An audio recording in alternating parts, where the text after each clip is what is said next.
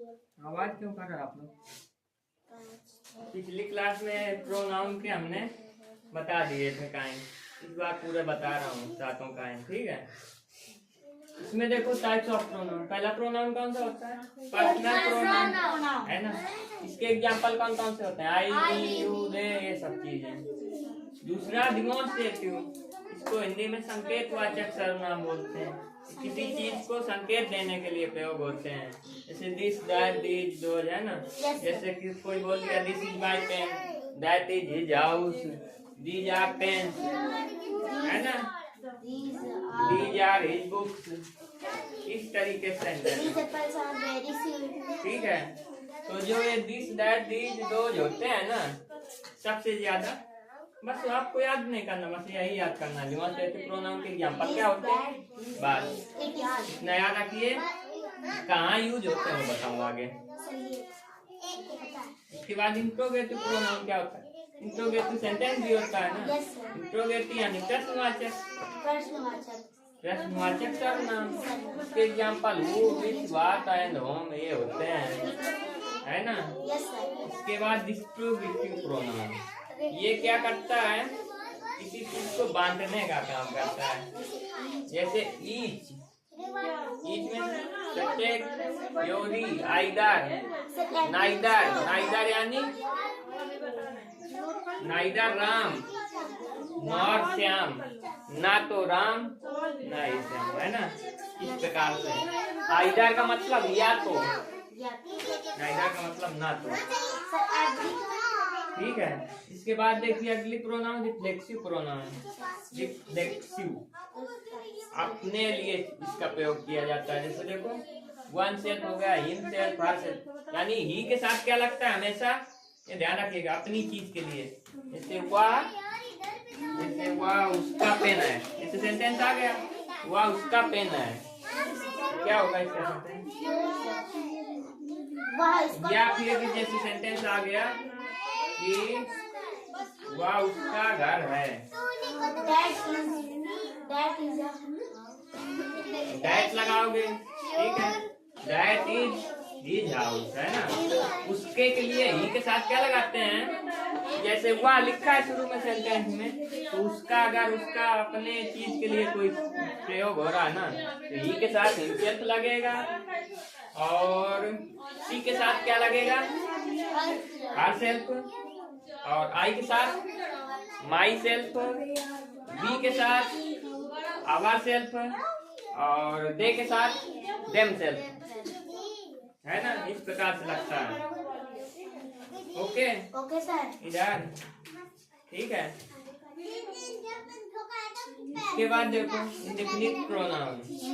Indefinite का मतलब है अनंत, इसका कोई अंत ही नहीं है ना।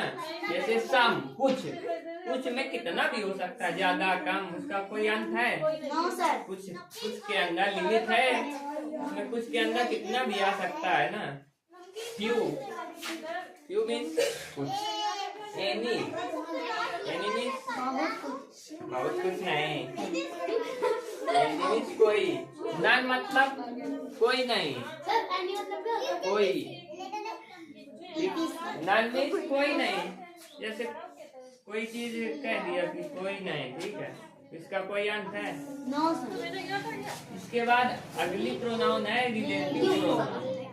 रिलेटिव प्रोनाउन क्या होता है? संबंध बताने का काम करता है। इसके एग्जांपल भी इसी के तरीके मैच कर रहे हैं, कहाँ गया वो? सर डेमोन्स्ट्रेटिव इस तरीके से, लेकिन इसमें और इसमें बहुत बड़ा फर्क है, समझे। जैसे दिस है, वो वाला दिस, वो शुरू में लगेगा, लेकिन ये रिलेटिव प्रोनाउन है ना, जो जैसे he is a boy, ये लिखा, वह एक लड़का है, ठीक है।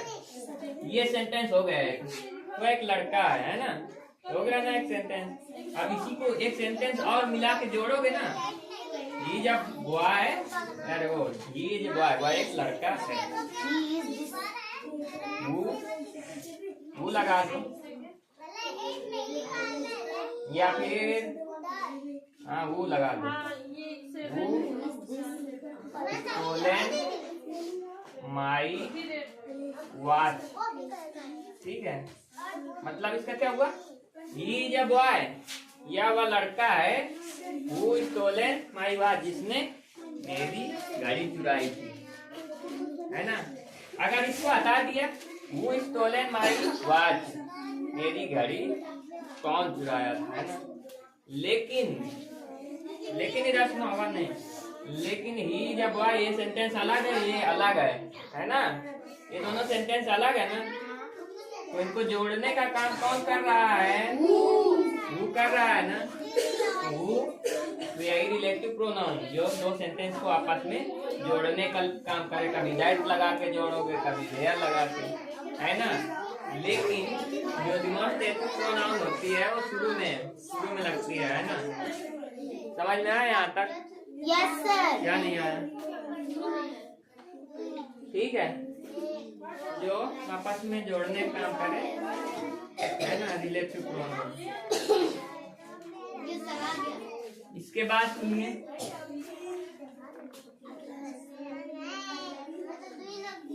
है ना, दिस यानी एक डिमॉन्स्ट्रेटिव प्रोनाउन के जो एग्जांपल है ना, इनका यूज बताऊंगा। ठीक है, दिस का आप लगाते हैं नियर की चीजों के लिए, जैसे कोई चीज पास में, जैसे पेन है, पेन लिखा, जैसे पेन है, ठीक है, आप किसी से बोलोगे ना दिस इज माई पेन, बोलोगे ना इस तरीके से। कोई चीज दूर में, जैसे घर किसी को दिखा रहे हो आप लोग, तो यही तो बोलोगे that is a house. House नहीं, जिसका घर होगा, या तो हमारा होगा या तो किसी का, दैट इज माई हाउस ऐसे बोल दिया। या फिर जैसे कोई चीज, जैसे दरवाजा है, ठीक है, दैट इज हिज डोर, या उसका दरवाजा है। या फिर बोल दिया दैट इज माई डोर, या मेरा दरवाजा है। या फिर that is my uncle's door, मेरे अंकल का दरवाजा, मेरे चाचा का दरवाजा। जो चीज दूर है तो दैट लगाओगे, जो चीज पास में है तो दिस लगाओगे। लेकिन दिस और दोज का प्रयोग कहाँ पे? दिस का देखो, इसमें अगर कोई चीज सिंगुलर है तभी दिस से दैट लगाओगे, है ना। कोई चीज एक है तो दिस या दैट लगाओगे। अगर कोई चीज बहुत सारी है, ठीक है, जैसे चौक है, ठीक है, बहुत है ना, और मैं हाथ में लिए हुआ हूँ, क्योंकि मैं हाथ में लिए हूँ ये चौक, है ना, बहुत सारी है और हाथ में लिया हूँ, यानी पास में है, क्या लगाओगे? दीज लगाओगे ना, दीज आर चॉप्स। अगर यही मैं यहाँ पे दूर में रख दूं इनको, चॉप्स, जैसे यहाँ पे रख दिया, ठीक है, यहाँ पे रख दिया, अब यहाँ से मैं बोल रहा हूँ तो क्या बोलेंगे? Those are chops. अगर पास में ले लिया तो दिस, दीज, दूर में तो दोज, और पेन जैसे पास में है तो दिस, दूर है तो दैट। लेकिन अगर जैसे एक्सरसाइज आए ना, उसमें अगर पेन की बात होगी ना, पेन, कॉपी, नोटबुक, वो पास के हिसाब से होगी, क्योंकि कॉपी पेन हमेशा अगर किसी से बताओगे तो पास ही में होगा तभी बताओगे। That is my pen, this is my pen, है ना, दिस इज माई बैग, ऐसे बताओगे ना। ठीक है, इसके बाद सुनो आगे, जैसे एक्सरसाइज लिखी हुई है ना, इसमें देखो जैसे लिखा है दिस इज माई बुक, अरे दिस नहीं, इज माई बुक लिखा है, ठीक है, इसमें दिस, दैट या दिस या दोज यानी डिमॉन्स्ट्रेटिव प्रोनाउन लगाना है आपको। इज माई बुक, बुक की बात हो रही है, यानी आपके पास ही होगी, है ना, इसमें क्या लगाओगे आप? दिस लगाओगे, क्योंकि ये बुक बहुत सारी तो है नहीं, एक ही है। अगर यस लगा होता, यहाँ पे आर लगा होता तो क्या करते? दीज, क्योंकि पास ही की बात होगी। इसके बाद देखो, अगर लिखा इज माई बैग, बैग की बात हो रही है, यानी पास में होगा तो this is my bag. Are my books, these लगेगा, इज या ब्यूटीफुल बाल, ठीक है, एक मतलब सुंदर चिड़िया है, ठीक है, इसमें क्या लगाओगे? दिस की दैट, दिस क्यों लगाओगे? चिड़िया को आप हाथ में बैठा सकते हो, दूरी में तो होगी ना, बैठा सकते हो, लेकिन दूर ही में होगी ना, क्योंकि पाले तो हो नहीं आप, पाले वो बात अलग है। सुनो सुनो, तो चिड़िया की बात हो रही है ना, तो दूर ही में होगी, तो इसमें क्या लगाओगे? दैट लगाओगे, ठीक है। एप्पल्स आर वेरी स्वीट, सेब की बात हो रही है, तुम किसी को बता रहे हो कि बहुत मीठे हैं सेब, तो क्या होगा? तो पास में खा ही रहे होगे तभी बताओगे, कल का थोड़ी कोई बताएगा, ठीक है। तो इसमें क्या लगाओगे? These, these. Apples are very sweet, are old newspaper, पुराना अखबार। इसमें देखो आर लगा है ना, कहाँ गया? आर यानी बहुवचन है, प्लूरल है, तो दीज या दोज लगेगा। क्या लगेगा? क्योंकि पुराने की बात हो रही है ना, पुराना न्यूज पेपर किसी को दिखा रहे हो, तो दूर ही से दिखा रहे होगे, दोज लगाओगे। What is noise? कैसा शोर है? शोर दूर से आ रहा होगा तभी तो कहोगे, दूर से आ रहा है ना, तो क्या लगाओगे? दैट फ्लावर्स स्मेल नाइस, फूल बहुत अच्छे से महक रहे हैं, पास में होगे तभी महकेंगे, तो दिस लगाओगे। फ्लावर्स स्मेल नाइस, अच्छा हाँ फ्लावर्स हैं ना, तो दीज लगाओगे, ओके, क्योंकि पास में होगे तभी महकेंगे। अरे रात को न बताओ स्पेशल पे। House belongs to my uncle, ठीक है, किसी से कह रहे हो house belongs to my uncle, मतलब ये जो घर है मेरे अंकल का है, किसी से बताओगे, दूर से ही बताओगे दिखाते हुए कि ये मेरे अंकल का घर है, तो इसमें क्या लगेगा? दैट लगेगा, तो प्लूरल कहाँ पे है ना। बर्ड्स आर फ्लाइंग, पक्षी उड़ रहे हैं, कहाँ पे उड़ेंगे? आकाश में, यानी दूर, अभी मारूंगा, यानी दूर में होंगे ना। बाल्स यानी बहुवचन है, बहुत सारे बाल्स हैं, तो क्या लगेगा? दैट कहाँ लगा दिया? दोज लगेगा, बीज नहीं लगेगा।